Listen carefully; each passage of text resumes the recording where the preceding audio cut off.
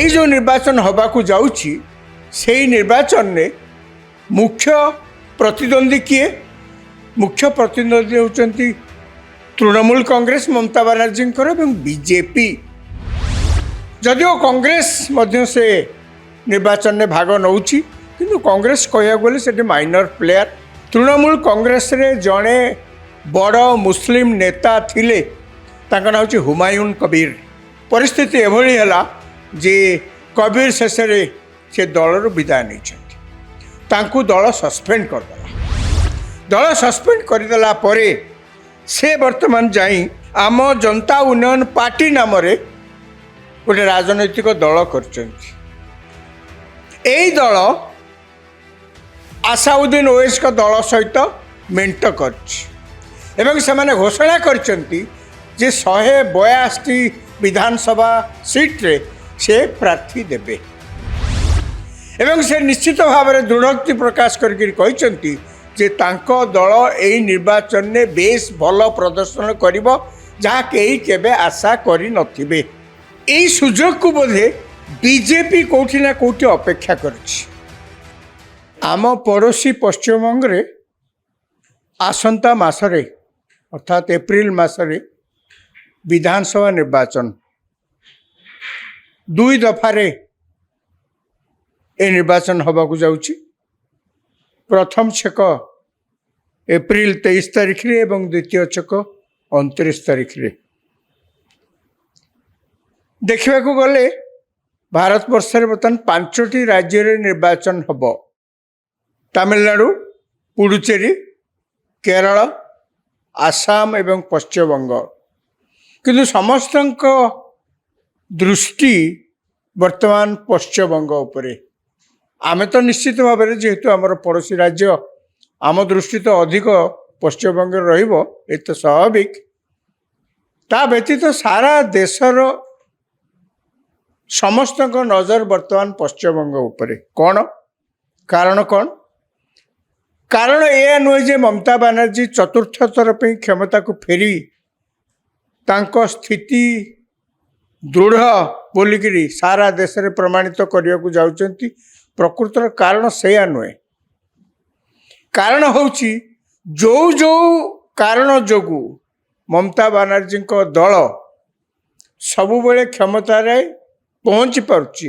ଯେତେ ଥର ନିର୍ବାଚନ ଅତୀତରେ ହେଇଛି, 3 ଥର ଯାକ ବିଧାନସଭା ନିର୍ବାଚନ ଏବଂ ଲୋକସଭା ନିର୍ବାଚନ, ମମତା ବାନାର୍ଜୀଙ୍କ ତୃଣମୂଳ କଂଗ୍ରେସ ଟିଏମସି ଯେଉଁ କାରଣ ପାଇଁ ସବୁବେଳେ କ୍ଷମତାକୁ ଫେରି ଆସୁଛି, ବର୍ତ୍ତମାନ ସମସ୍ତଙ୍କ ଦୃଷ୍ଟି ଏଇଥିପାଇଁ ନିବଦ୍ଧ ପଶ୍ଚିମବଙ୍ଗରେ ଯେ ସେଇ କାରଣ ଏଥରକ ପୁଣି ରିପିଟ୍ ହେବ କି ନାହିଁ। କାରଣଟି କ'ଣ? କାରଣଟି ହେଲା ପଶ୍ଚିମବଙ୍ଗରେ 294 ସମୁଦାୟ ବିଧାନସଭା ସିଟ୍, ପ୍ରାୟ ସେଥିରୁ 30% ସିଟ୍ରେ ବିଧାନସଭା କନଷ୍ଟିଟ୍ୟୁଏନ୍ସିରେ ମୁସଲିମ ଭୋଟର ମାନଙ୍କର ପ୍ରଭାବ ବହୁତ ଅଛି। ଏପରିକି କେତେ କନଷ୍ଟିଟ୍ୟୁଏନ୍ସି ଅଛି ଯେଉଁଠି ଯେତେ ଭୋଟର ଅଛନ୍ତି ତାଙ୍କ ଭିତରୁ ସଂଖ୍ୟାଧିକ ହେଉଛନ୍ତି ମୁସଲିମ ଭୋଟର୍ସ। ଏବଂ ଏକଥା ସମସ୍ତେ ଜାଣନ୍ତି ଯେ ମୁସଲିମ ଭୋଟର ମାନେ ସାଧାରଣତଃ, ଏକଥା ନୁହେଁ ଯେ 100% କିନ୍ତୁ ବସ୍ତୁତ ସାଧାରଣତଃ ସେମାନେ ବିଜେପି ଦଳକୁ ଭୋଟ ଦିଅନ୍ତି ନାହିଁ, ଦେଉନାହାନ୍ତି। ଏବଂ ପଶ୍ଚିମବଙ୍ଗରେ ମଧ୍ୟ ସେମାନଙ୍କୁ ଏଇ ଭୋଟରମାନଙ୍କୁ ମମତା ବାନାର୍ଜୀଙ୍କ ଦଳ ଟିଏମସି ଏଭଳି ଭାବରେ ତାଙ୍କର ମନ ଜିଣିକିରି ଅଛି ଯେ ସେମାନେ ବିଜେପି କି କେବେ ଭୋଟ ଦିଅନ୍ତି ନାହିଁ। ତା ସତ୍ତ୍ୱେ ଯେଉଁ ପଶ୍ଚିମବଙ୍ଗରେ ବିଜେପିର କହିବାକୁ ଗଲେ ଅସ୍ତିତ୍ୱ କିଛି ନଥିଲା, ଗଲା ବିଧାନସଭା ନିର୍ବାଚନରେ ଦେଖାଗଲା ଯେ ବିଜେପି କ୍ଷମତା ଅଧିକାର କରିବା ବା କ୍ଷମତା ଦଖଲ କରିବା ଅବସ୍ଥାକୁ ଆସିଯାଇଥିଲା। ବହୁତ ଦୂରରେ ଥିଲା କିନ୍ତୁ ଅବସ୍ଥାକୁ ଆସିଯାଇଥିଲା। କେମିତି ନା, ଯେଉଁଠି ବିଜେପିର ଯାହା ମୁଁ କହିଲି ଅସ୍ତିତ୍ୱ ନଥିଲା, ସେଠି 77ଟି ସିଟ୍ରେ ବିଜୟୀ ଲାଭ କରିଥିଲା ବିଜେପି। ମମତା ବାନାର୍ଜୀ ନିଶ୍ଚିତ ଭାବରେ ତାଙ୍କ ଦଳ ସଂଖ୍ୟାଧିକ ଆସନରେ ଜିତିକିରି ସେମାନେ ସରକାରକୁ ଫେରିଥିଲେ, ସେ ତ ଅଲଗା କଥା। କିନ୍ତୁ ବିଜେପି ମଧ୍ୟ ସେଠି 77ଟି ଆସନରେ ଜିତିଥିଲା। ବର୍ତ୍ତମାନ এই जो ନିର୍ବାଚନ ହେବାକୁ ଯାଉଛି ସେଇ ନିର୍ବାଚନରେ ମୁଖ୍ୟ ପ୍ରତିଦ୍ୱନ୍ଦ୍ୱୀ କିଏ? ମୁଖ୍ୟ ପ୍ରତିଦ୍ୱନ୍ଦ୍ୱୀ ହେଉଛନ୍ତି ତୃଣମୂଳ କଂଗ୍ରେସ ମମତା ବାନାର୍ଜୀଙ୍କର ଏବଂ ବିଜେପି। ଯଦିଓ କଂଗ୍ରେସ ମଧ୍ୟ ସେ ନିର୍ବାଚନରେ ଭାଗ ନେଉଛି, କିନ୍ତୁ କଂଗ୍ରେସ କହିବାକୁ ଗଲେ ସେଠି ମାଇନର ପ୍ଲେୟାର, ତାର କିଛି ନାହିଁ। ଏହା ସତ୍ତ୍ୱେ ମଧ୍ୟ ପ୍ରକୃତ କାରଣ ସେଇଆ ନୁହେଁ ଯେ ବିଜେପି ଏବଂ ତୃଣମୂଳ କଂଗ୍ରେସ ଭିତରେ ନିର୍ବାଚନ ଯୁଦ୍ଧ ହେବାକୁ ଯାଉଛି। ଏମାନେ ହେଉଛନ୍ତି ନିର୍ବାଚନ ମଇଦାନରେ ମୁଖ୍ୟ ପ୍ରତିଦ୍ୱନ୍ଦିତା କରୁଛନ୍ତି, ଏମାନେ ହେଉଛନ୍ତି ପ୍ରତିଯୋଗୀ। କେବଳ ସେଇଆ ନୁହେଁ, ତାର କାରଣ ହେଉଛି ଯାହା ମୁଁ କିଛି ସମୟ ଆଗରୁ କହିଲି, ଯେହେତୁ ମୁସଲିମ ଭୋଟର ମାନେ କହିବାକୁ ଗଲେ ଅଧିକ ସଂଖ୍ୟାରେ ତୃଣମୂଳ କଂଗ୍ରେସକୁ ଭୋଟ ଦିଅନ୍ତି, କଂଗ୍ରେସକୁ ଛାଡ଼ିକିରି ସେମାନେ ତୃଣମୂଳ କଂଗ୍ରେସକୁ ଭୋଟ ଦିଅନ୍ତି। ସେଇ କଥା ଏଥରକ ରିପିଟ୍ ହେବ କି ନାହିଁ ତାରି ଉପରେ ସମସ୍ତଙ୍କ ନଜର। କାହିଁକି ନହେବ ବୋଲିକିରି ସମସ୍ତଙ୍କ ମନରେ ଆଶଙ୍କା ସୃଷ୍ଟି ହେଇଛି, ତାର କାରଣ ହେଉଛି ତୃଣମୂଳ କଂଗ୍ରେସରେ ଜଣେ ବଡ଼ ମୁସଲିମ ନେତା ଥିଲେ, ତାଙ୍କ ନାଁ ହେଉଛି ହୁମାୟୁନ କବିର। ସେ ମୁର୍ସିଦାବାଦ ଅଞ୍ଚଳର ଲୋକ ଏବଂ ଜଣେ ବେଶ ଜଣାଶୁଣା ନେତା ସିଏ ଏବଂ ପ୍ରଭାବୀ ନେତା ତୃଣମୂଳ କଂଗ୍ରେସର। କିଛି ମାସ ତଳେ ଦେଖାଗଲା ଯେ ସେ ମୁର୍ସିଦାବାଦ ଅଞ୍ଚଳରେ ଅଯୋଧ୍ୟାରେ ଯେଉଁ ବାବରୀ ମସଜିଦ ଭଙ୍ଗା ହେଇଥିଲା, ଯେଉଁ ବାବରୀ ମସଜିଦ ସେଇ ଷ୍ଟାଇଲରେ ସେଠି ଗୋଟେ ମସଜିଦ କରିବା ପାଇଁ ସେ ଉଦ୍ୟମ ଆରମ୍ଭ କଲେ ଏବଂ ତାର ଯାହା କହନ୍ତି ଶିଳାନ୍ୟାସ ମଧ୍ୟ ସେଠି ସେ କରେଇଲେ। ଯେଉଁଦିନ ଏ ଶିଳାନ୍ୟାସ କରେଇଲେ ହଜାର ହଜାର ସଂଖ୍ୟାରେ ଲୋକ ଆସି ସେଠି ପହଞ୍ଚିଥିଲେ ଏବଂ ସେମାନେ ମଧ୍ୟ ଏଇ ଯେଉଁ ଶିଳାନ୍ୟାସ କରାଗଲା ସେଦିନ ତାର ସେମାନେ ସବୁ ସାକ୍ଷୀ ଥିଲେ। ହଜାର ହଜାର ସଂଖ୍ୟାରେ, ମାନେ କହିବାକୁ ଗଲେ ଲକ୍ଷରୁ ଅଧିକା ଲୋକ ସେଠି ସେଦିନ ସମାଗମ ହେଇଥିଲେ। ୟାକୁ ଦେଖି ବର୍ତ୍ତମାନ এই କାମ ପରେ ସେଠି ତୃଣମୂଳ କଂଗ୍ରେସର ଅନେକ ନେତା ଏ କଥାକୁ ମଧ୍ୟ ପସନ୍ଦ କଲେ ନାହିଁ। ସେମାନେ କହିଲେ ଆପଣଙ୍କୁ ଆମ ଦଳର ସବୁ ସମର୍ଥନ ଅଛି, ଦଳ ଆପଣଙ୍କର କହିବାକୁ ଗଲେ, ତେଣୁ ଏହାର ଅର୍ଥ ନୁହେଁ ଯେ ଆପଣ ଏଇଭଳି କିଛି କାର୍ଯ୍ୟ କରିବେ ଯେଉଁଥିପାଇଁ ଦଳକୁ ଅନ୍ୟ ଜାଗାରେ ମଧ୍ୟ ନିନ୍ଦିତ ହେବାକୁ ପଡ଼ିବ, ନିଜ ରାଜ୍ୟରେ ମଧ୍ୟ ଏଭଳି କାର୍ଯ୍ୟକୁ କେହି ପସନ୍ଦ କରିବେନି। ପରିସ୍ଥିତି ଏଭଳି ହେଲା ଯେ କବିର ଶେଷରେ ସେ ଦଳରୁ ବିଦାୟ ନେଇଛନ୍ତି, ତାଙ୍କୁ ଦଳ ସସ୍ପେଣ୍ଡ କରିଦେଲା। ଦଳ ସସ୍ପେଣ୍ଡ କରିଦେଲା ପରେ ସେ ବର୍ତ୍ତମାନ ଯାଇ ଆମ ଜନତା ଉନ୍ନୟନ ପାର୍ଟି ପରିଷଦ, ଆମ ଜନତା ଉନ୍ନୟନ ପାର୍ଟି ନାମରେ ଗୋଟେ ରାଜନୈତିକ ଦଳ କରିଛନ୍ତି। এই ଦଳ ଆସାଉଦ୍ଦିନ ଓୱେସଙ୍କ ଦଳ ସହିତ ମେଣ୍ଟ କରିଛି ଏବଂ ସେମାନେ ଘୋଷଣା କରିଛନ୍ତି ଯେ 182ଟି ବିଧାନସଭା ସିଟ୍ରେ ସେ ପ୍ରାର୍ଥୀ ଦେବେ ଏବଂ ସେ ନିଶ୍ଚିତ ଭାବରେ ଦୃଢ଼ୋକ୍ତି ପ୍ରକାଶ କରିକି କହିଛନ୍ତି ଯେ ତାଙ୍କ ଦଳ ଏହି ନିର୍ବାଚନରେ ବେଶ ଭଲ ପ୍ରଦର୍ଶନ କରିବ, ଯାହା କେହି କେବେ ଆଶା କରିନଥିବେ। এই ସୁଯୋଗକୁ ବୋଧେ ବିଜେପି କୋଉଠି ନା କୋଉଠି ଅପେକ୍ଷା କରିଛି। କାହିଁକିନା ବିଜେପି ଜାଣେ ଯେ ମୁସଲିମଙ୍କ ସମର୍ଥନ ପାଇବା ଆଶା କ୍ଷୀଣ। ବିଜେପି ଏକଥା ମଧ୍ୟ ଜାଣେ ଯେ ଏହି ମୁସଲିମ ଭୋଟର ମାନେ ଯେହେତୁ ସଂଖ୍ୟାଧିକ ସିଟ୍ରେ ସେଠି ପଶ୍ଚିମବଙ୍ଗରେ ପ୍ରାୟ 30% ସିଟ୍ରେ ସେମାନଙ୍କର ଭୋଟରର ସଂଖ୍ୟା ବେଶ ଦୃଢ଼ ଏବଂ ସଂଖ୍ୟା ଅଧିକ, ତେଣୁ ତାଙ୍କର ଏଇସବୁ ଜାଗାରେ ଜିତିବା ଆଶା ମଧ୍ୟ ଟିକେ କ୍ଷୀଣ। ଯଦିଓ এই ପ୍ରକାର ପରିସ୍ଥିତି ସେମାନେ ଜାଣିଛନ୍ତି, ଗ୍ରାଉଣ୍ଡ ରିଆଲିଟି ସେଠି କ'ଣ ବିଜେପି ପାଇଁ, ଏହାପରେ ମଧ୍ୟ ବିଜେପି ଏଥରକ ବେଶୀ ଆଶାବାଦୀ ହୋଇଯାଇଛି ଯେ ଆମେ ନିଶ୍ଚିତ ଭାବରେ ନିର୍ବାଚନରେ ବେଶ ଭଲ କରିବୁ। ତାର ଅନ୍ୟତମ କାରଣ ହେଲା କବିରଙ୍କର ଯେଉଁ ଟିଏମସି ଦଳରୁ ସସ୍ପେଣ୍ଡ ହେବା ଏବଂ ସେ ଯେଉଁ ବାବରୀ ମସଜିଦ ଷ୍ଟାଇଲରେ ସେଠି ଗୋଟେ ମସଜିଦ ତିଆରି କରିବା ପାଇଁ ଯେଉଁ ଶିଳାନ୍ୟାସ କରିବା, ସେଥିରେ ଏତେ ସଂଖ୍ୟାରେ ଲୋକ ସମାଗମ ହେବା, ଆସାଉଦ୍ଦିନ ଓୱେସଙ୍କ ଦଳ ସହିତ ହାତ ମେଣ୍ଟ କରିକି ସେମାନେ ଯେଉଁ 182 ଦେବ, ସେମାନେ ବିଜେପି ଭାବୁଛି ଯେ ଜିତନ୍ତୁ କି ନ ଜିତନ୍ତୁ हठात किना तांकु जे सबु जन समर्थन मिलिजिब एवं यही कबीर दल एवं आसाउद्दीन ओवैसी दल मेंट को जे सबु मुसलमान भोटर माने पश्चिमबंग में समर्थन जनईदेवे एक आशा करवा वृथा। तेणु परिस्थिति यह हे से सब परिस्थिति यह हे जे निर्वाचन ने यही जो मेंट नुआ मेंट होती से माने भोट तृणमूल कांग्रेस भोट काटिबारे साहाय्य करेंगे।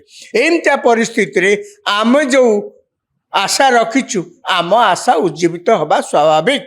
आमे अधिकरू अधिक संख्यक भोट पाइबू तृणमूल कांग्रेस हार एमाने तो केवल भोट काटिवा छड़ा अधिका किसी करें ना बोली बीजेपी गोटे बड़ आशा।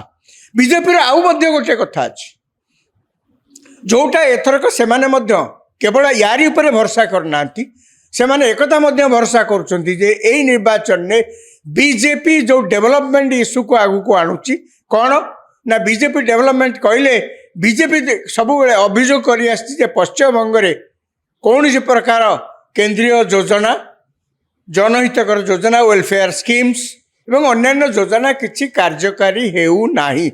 केवल सेतिकी नुहे पश्चिमबंग में ममता बनर्जी शासन समय गला 3 टर्म धरिक से जो शासन में अच्छा यही समय भितर पश्चिमबंग में युवक मान शिक्षित युवक मान कौन सी प्रकार सुजोग सृष्टि है से माने दि पैसा निजे रोजगार करने परिस्थिति एभली कहवा कथा बीजेपी नेता कहवा कथा जे बाध्य होई जेहेतु पश्चिमबंग में कौन सी प्रकार निजुक्तिर सुजोग नहीं दि पैसा निजे रोजगार करिवार परिस्थिति नहीं से माने बाध्य होई पश्चिमबंग बाहर को जाइकिरी गुजराण मेंटौछंती। तेणु एकता कहुई अनेक थर या भितर प्रधानमंत्री एवं अमित शाह एवं बीजेपी बड़ बड़ तुंग नेता माने पश्चिमबंग जाई सेमान सब जहाँ प्रचार कर प्रचार सारांश कहवा गले एक कहूँ जे जदि एथरक बीजेपी क्षमता को आसे पश्चिमबंग में ताहले केंद्रीय सहायता परिमाण यथेष्ट बढ़िया स्वाभाविक लोकों निजुक्ति आत्मनिजुक्ति स्वरोजगार क्षम लोक होगापाई महिला माने सशक्त होगापाई अनेक प्रकार सुजोग सृष्टि हे जहाँफल पश्चिमबंगर लोक साधारण लोक मैंने लाभवान हे। ममता बनर्जी विरुद्ध में जिते जहाँ अभियोग कले कहया गले सबुठे जमी 50 भाग महिला भोटर था पश्चिमबंग से महिला भोटर अच्छा एवं से पश्चिमबंगर मुख्यमंत्री ममता बनर्जी महिला मानकर सुविधा पाए सशक्तिकरण जहाँ कहतु अनेक प्रकार स्कीम राज्य तरफरु घोषणा कर कार्यकारी करा केंद्रीय योजना को हेय ज्ञान कले यही सब निज खर्चरे से राज्य सरकार खर्चरे से सब नुआ नुआ योजना कराई जो भी महिला माने विशेषकर लाभवान होती। आशा करा जाउची जे महिला माने बहु संख्यार जिते जहाँ बीजेपी कहले महिला माने बहु संख्यार तृणमूल कांग्रेस को समर्थन पुणी देवे किंतु निर्वाचन ताकू तो किसी कही हबनी जदिओ भविष्यवाणी तो निश्चित भाव में किसी करहबनी आम केवल जहाँ कहते अंधारे बाड़ी बुलेला भाया ना एथरक ये जितबेनी 3 थर मुख्यमंत्री हेले लोक क्लांत हो पड़े भोट देवेनी ये कथा आम जिते सबू जोर रे कहू आम पाखे से कौन सी तथ्यगत प्रमाण नहीं जे यही कथा को जहाँ आम कहूँ ठीक बोलिक कहवाई आम एमती कहू 3 थर मुख्यमंत्री हेले एथरक भोट देवेनी यार कौन प्रमाण अच्छी 3 थर आउ थे हे ना किए कौटी अच्छे कथा किंतु आम एमती कहूचे यार भितर ममता बनर्जी दल पर निश्चित भाव में खुशी खबर जे जहाँ ओपिनियन पोल वर्तमान सुधा से देखा जाउची जे तृणमूल कांग्रेस माने कह जे उभय तृणमूल कांग्रेस और बीजेपी मध्य कड़ा संघर्ष हम किंतु नंबर कथा आसला बेलू जहाँ मुझे कहली तृणमूल कांग्रेस रु मुस्लिम भोटर्स मुह फेरेबे आसाउद्दीन ओवैसी एवं कबीर दल भितर जो मेंट अच्छी से किसी भोट भांगी बीजेपी से फायदा नब बोलिक आम जिते जहाँ कहले ओपिनियन पोल कड़ा संघर्ष कहवा सहित भविष्यवाणी जहाँ कराଯାଇଛି जे ममता बानर्जी दल 160 रु 190 सीट पाइब, बीजेपी 90 रु 120 सीट पाइब। ये मीडिया रे प्रकाशित ओपिनियन पोल सर्वेर ये होची फल। कौन हम एबे तो आम कहवा कष्ट। जहाँ मुझे कहली आम जहाँ कहवा ता अंधार रे बाड़ी बुलेवा सहित सामान। प्रकृत रे भोटर मानकर कौन मतिगति, भोटर माने प्रकृत रे कौन ग्राउंड सिचुएशन को देखिकी मन स्थिर करेंगे। भोटर मान को आम यार भितर एसआईआर है पश्चिमबंगरू एक कह एसआईआर रे पश्चिमबंग प्राय 66 लाख बोगस भोटर को जो माने जेन्युइन भोटर्स नहंती ना को काटी दि जाए से गोटे फैक्टर पश्चिमबंग में काम करेंगे जार प्रतिवाद रे आपण माने समस्त लक्ष्य करते। ममता बानर्जी बारंबार कोर्ट कचेरी को दौड़ मकदमा कर परिस्थिति गोटे समय एमती है जे सुप्रीम कोर्ट ममता बानर्जी वकिल कहले आपण कौन भावुंट सुप्रीम कोर्ट ये अच्छी प्रतिदिन किसी ना कि कंप्लेन नहीं आसवे आम शुणु माने एभली भाव ममता बानर्जी पूरा विरक्त ही से निर्वाचन कमिशन को गाली गुलज करवा, केंद्र सरकार को गाली गुलज करवा। ममता बानर्जी जना पड़ी एसआईआर जो सर्वे करागला से सर्वे से बहुत क्रोधी हो जाइछंती, रागी जाइछंती, रागिकी गाली गुलज बारंबार कर सत्य जहाँ मुझे कहली ओपिनियन पोल यही प्रकार प्रेडिक्शन देछि तांको दल 160 रु 190 एवं बीजेपी 90 रु 120। 77 आरथरक थिला, एथर जदि 90 रु 120 हैला ताले निश्चित भाव में इम्प्रूवमेंट, किंतु क्षमता हासिल करबा ठारू नंबर रे पहुँचवा पाई ताठू बहुत दूर रे। देखिबा मे 4 तारिख दिन फल प्रकाश पाइब। ए परीक्षा रे निर्वाचन परीक्षा रे से दिन जना पड़िबो ममता बानर्जी फेल हेले कि पास करिवे।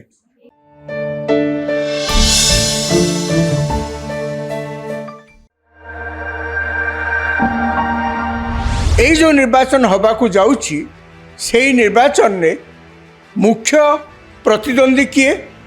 मुख्य प्रतिद्वंदी होचंती तृणमूल कांग्रेस ममता बानर्जी एवं बीजेपी।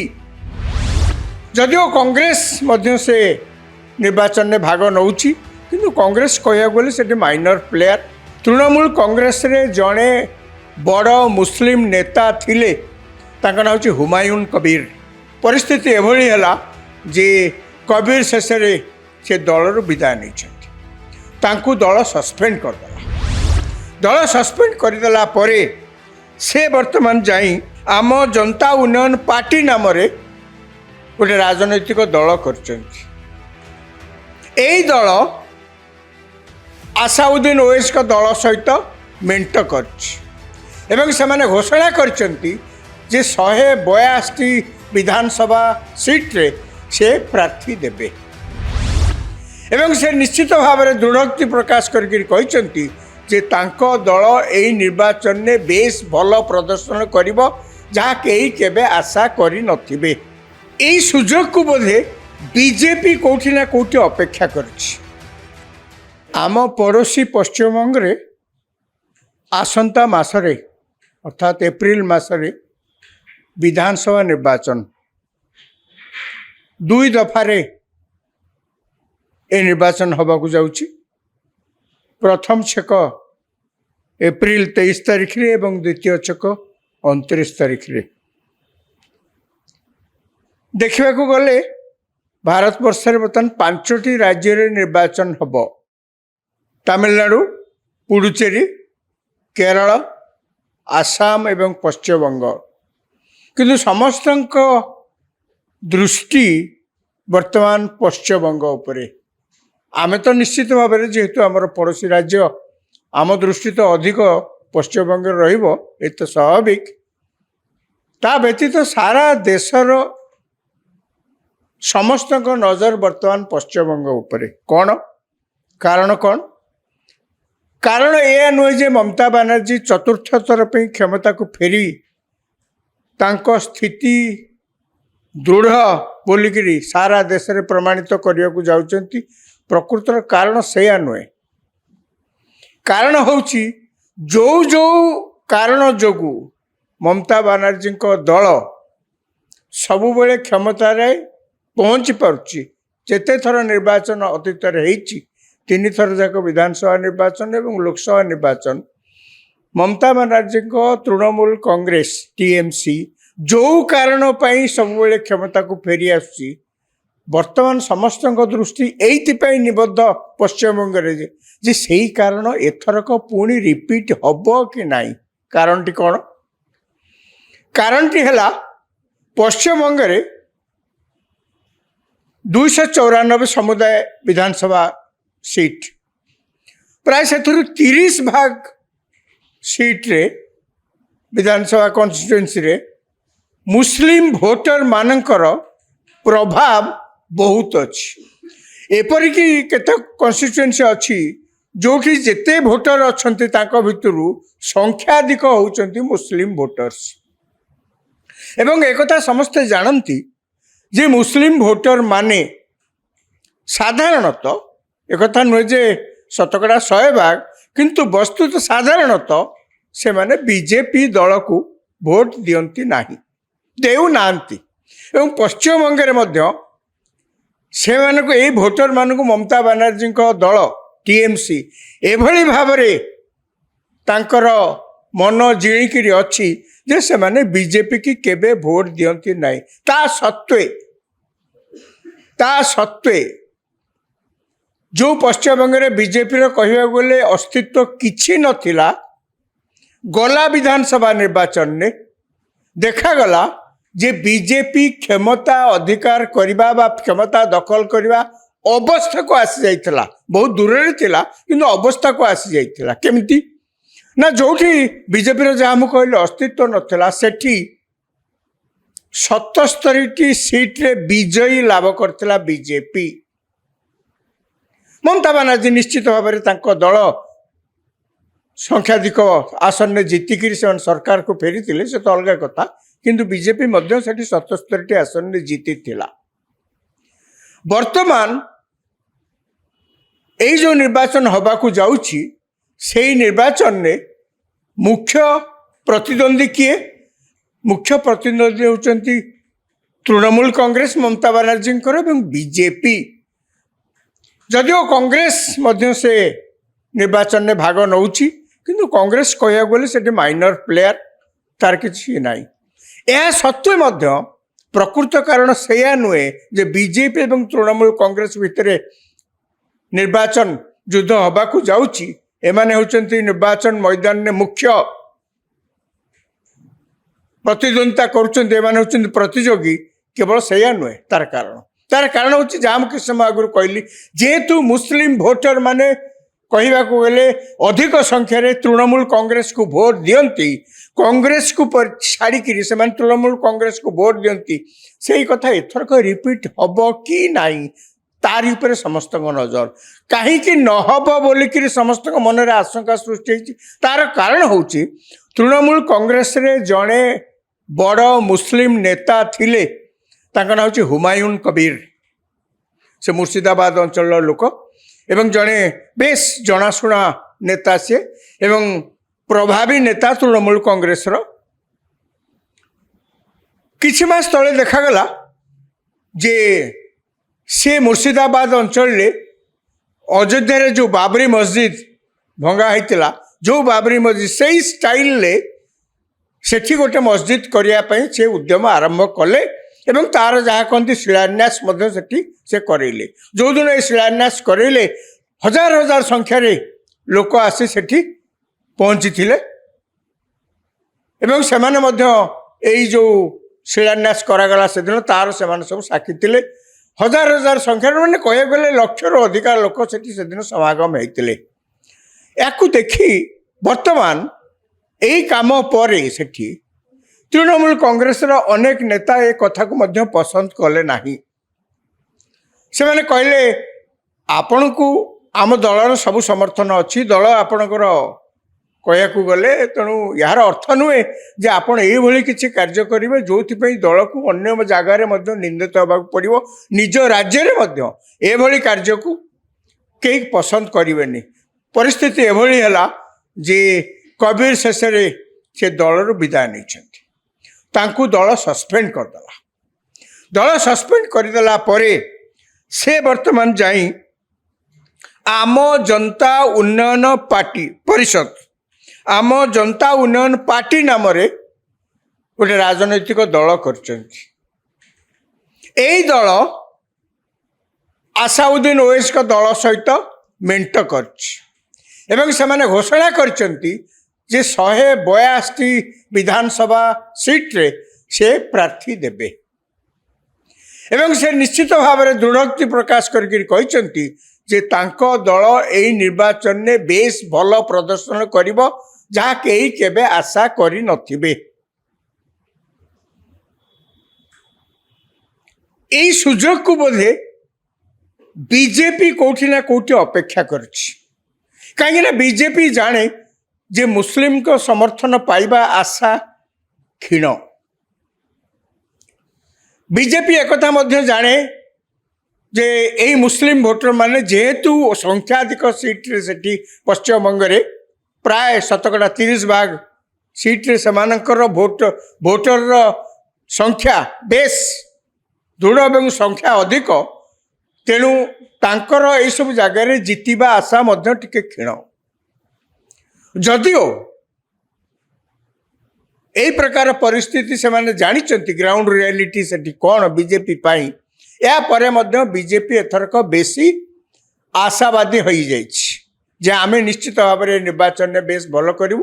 ତାର ଅନ୍ୟତମ କାରଣ ହେଲା କବିରଙ୍କର ଯେଉଁ ଟିଏମସି ଦଳରୁ ସସ୍ପେଣ୍ଡ ହେବା ଏବଂ ସେ ଯେଉଁ ବାବରି ମସଜିଦ ଷ୍ଟାଇଲରେ ସେଠି ଗୋଟେ ମସଜିଦ ତିଆରି କରିବା ପାଇଁ ଯେଉଁ ଶିଳାନ୍ୟାସ କରିବା, ସେଥିରେ ଏତେ ସଂଖ୍ୟାରେ ଲୋକ ସମାଗମ ହେବା, ଆସାଉଦ୍ଦିନ ଓୱେସୀଙ୍କ ଦଳ ସହିତ ହାତ ମେଣ୍ଟ କରିକି ସେମାନେ ଯେଉଁ 182 ଦେବ, ସେମାନେ ବିଜେପି ଭାବୁଛି ଯେ ଜିତନ୍ତୁ କି ନ ଜିତନ୍ତୁ, ହଠାତ୍ କିନା ତାଙ୍କୁ ଯେ ସବୁ ଜନସମର୍ଥନ ମିଳିଯିବ ଏବଂ ଏଇ କବିରଙ୍କ ଦଳ ଏବଂ ଆସାଉଦ୍ଦିନ ଓୱେସୀଙ୍କ ଦଳ ମେଣ୍ଟକୁ ଯେ ସବୁ ମୁସଲମାନ ଭୋଟର ମାନେ ପଶ୍ଚିମବଙ୍ଗରେ ସମର୍ଥନ ଜଣାଇଦେବେ, ଏ ଆଶା କରିବା ବୃଥା। ତେଣୁ ପରିସ୍ଥିତି ଏହା ହେବ, ସେସବୁ ପରିସ୍ଥିତି ଏହା ହେବ ଯେ ନିର୍ବାଚନରେ ଏଇ ଯେଉଁ ନୂଆ ମେଣ୍ଟ ହେଇଛି ସେମାନେ ଭୋଟ ତୃଣମୂଳ କଂଗ୍ରେସର ଭୋଟ କାଟିବାରେ ସାହାଯ୍ୟ କରିବେ। ଏମିତିଆ ପରିସ୍ଥିତିରେ ଆମେ ଯେଉଁ ଆଶା ରଖିଛୁ, ଆମ ଆଶା ଉଜ୍ଜୀବିତ ହେବା ସ୍ୱାଭାବିକ। ଆମେ ଅଧିକରୁ ଅଧିକ ସଂଖ୍ୟକ ଭୋଟ ପାଇବୁ, ତୃଣମୂଳ କଂଗ୍ରେସ ହାରିବ, ଏମାନେ ତ କେବଳ ଭୋଟ କାଟିବା ଛଡ଼ା ଅଧିକା କିଛି କରିପାରିବେ ନାହିଁ ବୋଲି ବିଜେପିର ଗୋଟେ ବଡ଼ ଆଶା। ବିଜେପିର ଆଉ ମଧ୍ୟ ଗୋଟେ କଥା ଅଛି, ଯେଉଁଟା ଏଥରକ ସେମାନେ ମଧ୍ୟ କେବଳ ୟାରି ଉପରେ ଭରସା କରିନାହାନ୍ତି, ସେମାନେ ekatha ମଧ୍ୟ ଭରସା କରୁଛନ୍ତି ଯେ ଏହି ନିର୍ବାଚନରେ ବିଜେପି ଯେଉଁ ଡେଭଲପମେଣ୍ଟ ଇସ୍ୟୁକୁ ଆଗକୁ ଆଣୁଛି, କ'ଣ ନା ବିଜେପି ଡେଭଲପମେଣ୍ଟ କହିଲେ ବିଜେପି ସବୁବେଳେ ଅଭିଯୋଗ କରି ଆସିଛି ଯେ ପଶ୍ଚିମବଙ୍ଗରେ କୌଣସି ପ୍ରକାର କେନ୍ଦ୍ରୀୟ ଯୋଜନା, ଜନହିତକର ଯୋଜନା, ୱେଲଫେୟାର ସ୍କିମ୍ସ ଏବଂ ଅନ୍ୟାନ୍ୟ ଯୋଜନା କିଛି କାର୍ଯ୍ୟକାରୀ ହେଉନାହିଁ।